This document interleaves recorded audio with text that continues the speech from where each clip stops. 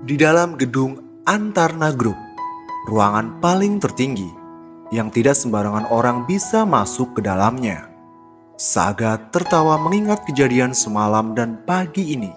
Sementara Han di sebelahnya menatapnya penuh tanya. Akhir-akhir ini Tuan Muda sepertinya sering sekali tertawa. Gumam sekretaris Han dalam hatinya. Han mengeluarkan HP-nya saat mendengar tanda pesan masuk. Kenapa? Saga menghentikan pekerjaannya, menoleh pada Han, menanyakan pesan masuk siapa. Sepertinya ini pertama kalinya Nona Muda menggunakan kartu yang Anda berikan, Tuan Muda. Jawab sekretaris Han. Apa yang dia beli? Nona Muda menggunakan di sebuah salon. Hahaha. Saga tertawa dengan senang lagi. Aku menyuruhnya meluruskan rambut. Apa? Sepertinya Anda benar-benar merasa bahagia ya. Tapi syukurlah. Semoga hati Anda yang sudah mengeras itu bisa kembali melunak. Gumam sekretaris Han dalam hati. Han, panggil Saga kepada sekretaris Han. Iya Tuan Muda. Apa kau tidak penasaran melihat rambut lurusnya? Aku jadi ingin segera pulang melihatnya. Tapi kita akan ada acara sampai malam. Apa perlu saya batalkan? Jawab sekretaris Han. Tidak perlu. Aku bisa melihatnya nanti. Han keluar ruangan masih sempat melirik senyum yang lahir di bibir Saga. Sore hari, masih di ruangan yang sama. Saga sudah melemparkan berkas di tangannya ke wajah laki-laki yang sedang berlutut di hadapannya. Sementara Han mengerutkan dahi dan memandang laki-laki itu dengan kesal. Kenapa sampai membuat masalah? Dasar tidak berguna. Begitu isi sorot mata Han. Apa kau pikir aku menaikkanmu ke posisi sekarang supaya kau bisa berbuat semaumu? Tolong ampuni saya Tuan. Beri saya kesempatan membereskan ini. Suaranya terbata-bata, tangannya gemetar karena menahan berat tubuhnya. Kalau kau mau korupsi dan memperkaya dirimu seharusnya kau pakai otakmu. Maafkan saya Tuan. Dentuman keras terdengar. Benda kecil mendarat di kepala laki-laki yang berlutut itu. HP yang terbentur itu jatuh ke lantai dan pecah. Tuan Saga tidak menyuruh Anda bicara. Han bicara dengan tegas. Laki-laki itu gemetar ketakutan. Darah menetes dari pelipis kanannya, mengalir sampai ke pipi. Tapi dia masih berlutut tidak berani mendongak, membuka mulut atau menyeka darah yang mengalir. Sudah berapa lama proyek ini berhenti? Saga bertanya pada Han yang berdiri di sampingnya. Seminggu.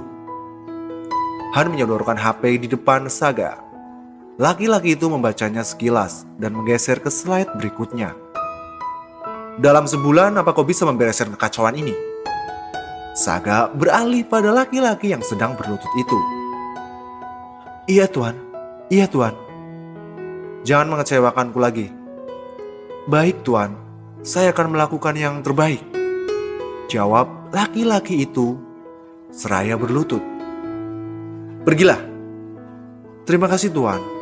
Terima kasih atas kebaikan Anda. Dia bangun. Kakinya gemetar karena terlalu lama berlutut. Dia menundukkan kepalanya berulang sebelum beranjak meninggalkan ruangan itu. Han mengikuti langkah kaki laki-laki itu. Bersihkan luka Anda.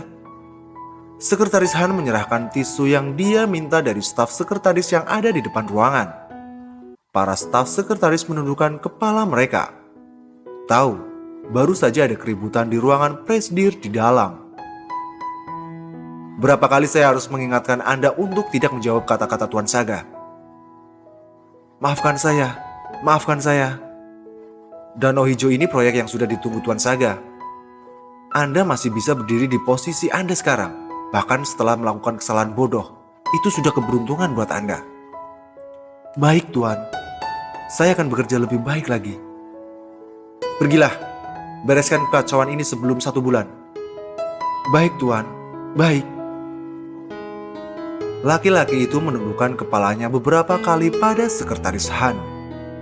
Dia tahu kalau laki-laki di hadapannya ini bisa 100 kali menakutkan dibandingkan Tuan Saga.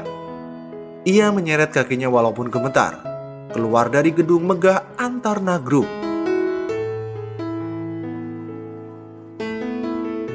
Sementara di depan ruangan presidir sekretaris Han belum beranjak. Dia mendekat ke meja staf sekretaris. 3 orang sekretaris di hadapannya menunduk tidak berani menatapnya. "Bawakan aku HP baru," kata sekretaris Han. "Baik." Salah satu dari mereka menjawab lalu bergegas keluar dari ruangan. Sekretaris Han kembali ke ruangannya, menyandarkan kepalanya di kursi. Kenapa banyak sekali orang-orang bodoh bekerja untuk Tuan Muda? Han kesal sendiri karena membereskan setiap kekacauan yang ditimbulkan oleh orang-orang itu adalah tanggung jawabnya.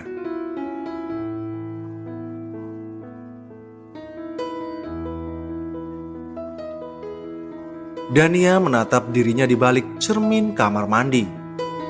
Ia bisa gila sendiri melihat rambutnya yang sekarang. Ini bukan dirinya.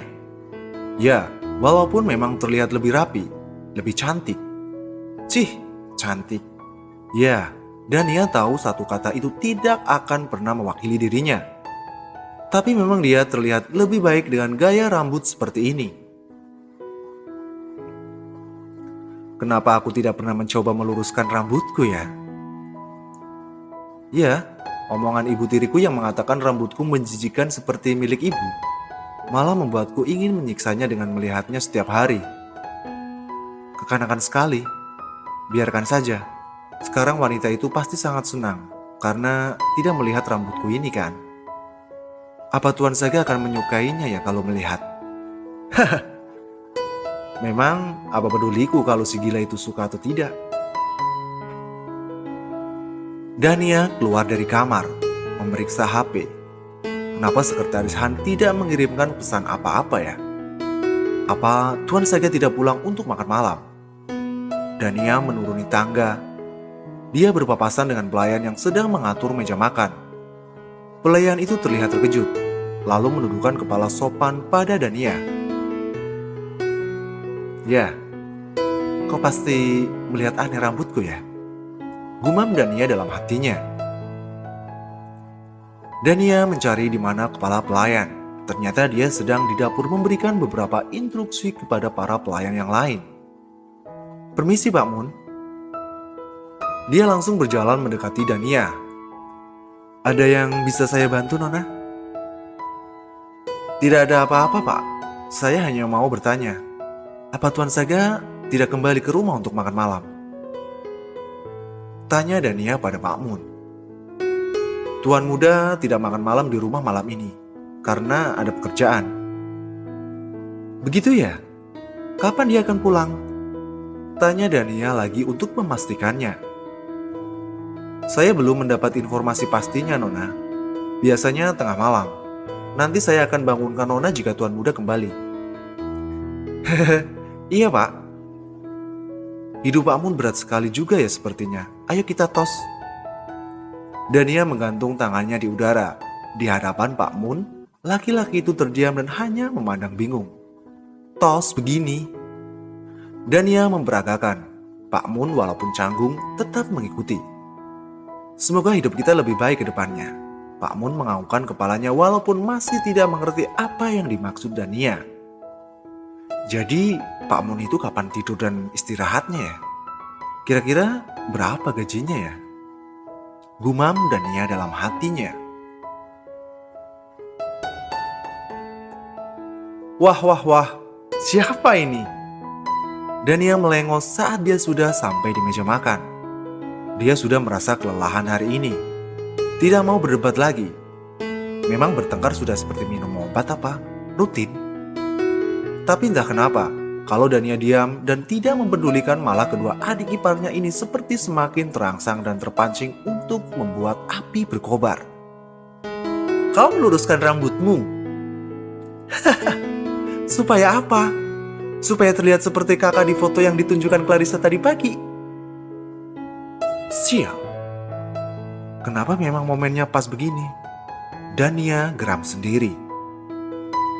Ini perintah kakak gilamu. Kenapa waktunya pas begini ya? Aku bicara apapun hanya terdengar sebagai dalil menggelikan. Malah aku yang akan malu. Jadi baiklah, sebaiknya aku mengalah dan diam saja. Oh, apa kalau Dania diam saja masalah selesai? Tentu tidak, wahai penduduk bumi. Mulut berbisa dua adik ipar malah semakin menjadi-jadi. Dania sudah tidak tahan. Telinganya perih. Apalagi saat melihat ibu mertuanya yang malah tersenyum senang melihatnya terhina seperti itu.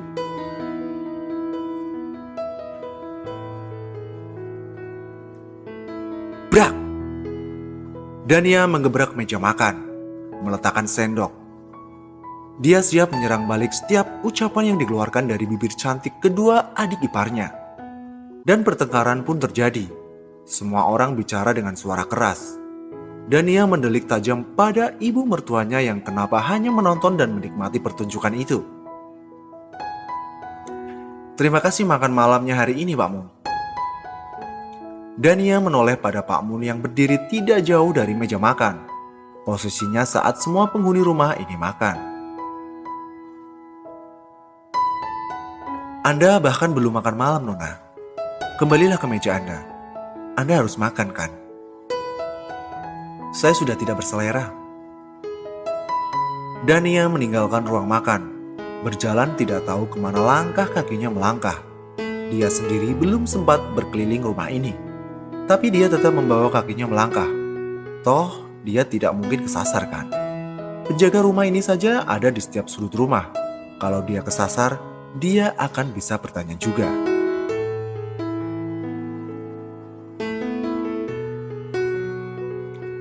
Saga dan Sekretaris Han sudah masuk ke dalam mobil. Katakan pada Pak Mun, tidak perlu membangunkan gadis itu. Baik, Tuan Muda. Sekilas Han terlihat senyum samar di bibir Saga.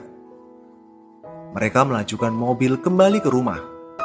Sekretaris Han mengirimkan pesan pada Pak Mun. Lalu dia meletakkan HP dan fokus mengemudi. Tuan Muda, 2 bulan lagi Nona Helena akan kembali. Han melirik kaca spion. Saga masih terdiam sambil menyandarkan kepalanya memejamkan mata. Dia akan mengadakan pameran tunggal kepulangannya ke tanah air. Apa Anda mau saya mengurus semuanya? Han melihat kaca spion lagi. Saga belum bereaksi. Sudah ada beberapa perusahaan yang mengajukan diri menjadi sponsor. Tapi kalau mereka tahu Tuan Muda akan menjadi sponsor Nona Helena, mereka pasti akan mundur dengan sukarela. Jelas Sekretaris Han pada Saga. Lakukanlah. Aku ingin lihat sebaik apa dia hidup selama ini. Jawab Saga. Baik, Tuan Muda. Mobil menyusuri jalanan yang mulai lenggang. Mobil melaju dengan cepat masuk ke dalam gerbang besar. Dan sampailah di depan rumah utama. Saga keluar dari mobil sementara Pak Mun sudah menunggu di depan pintu dan berjalan mendekat. Selamat datang, Tuan Muda. Sapa Pak Mun pada Saga. Pulanglah. Saga menyuruh Sekretaris Han untuk segera pulang. Han yang sudah tidak mau ikut masuk menghentikan langkah kakinya. Baik, Tuan Muda, selamat istirahat. Dia menundukkan kepala menunggu sampai Saga masuk ke dalam rumah. Baru berbalik menuju mobil yang dia kendari tadi. Keluar dari gerbang utama.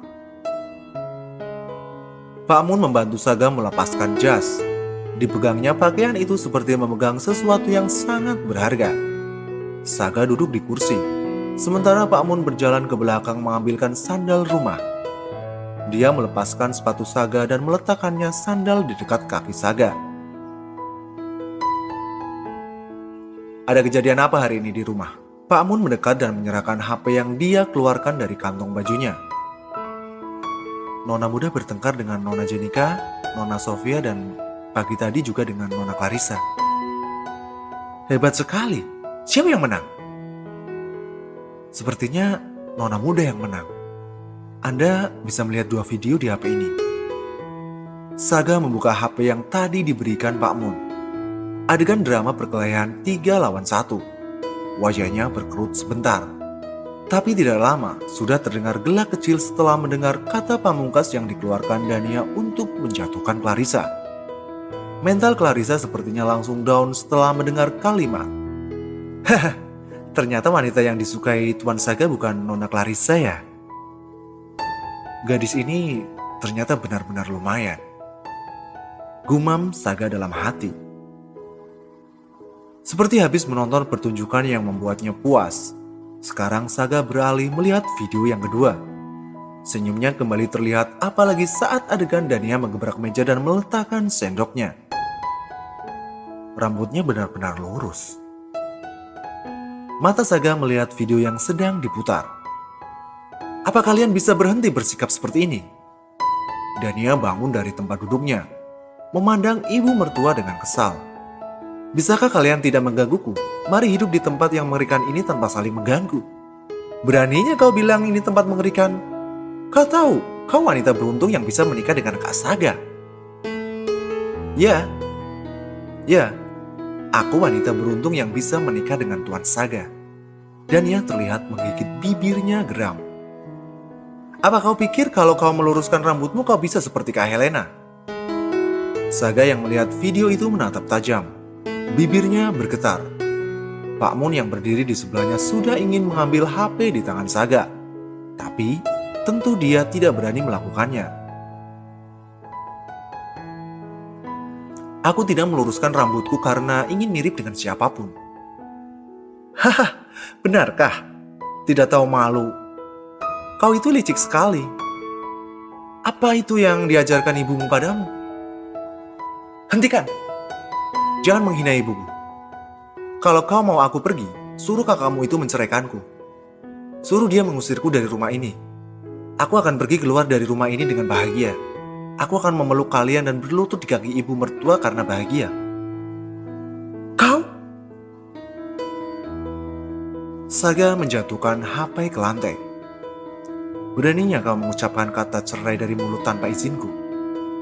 Sepertinya aku sudah terlalu baik padamu, sampai kau bisa berpikir kurang ajar begitu. Saga bangun dari duduk.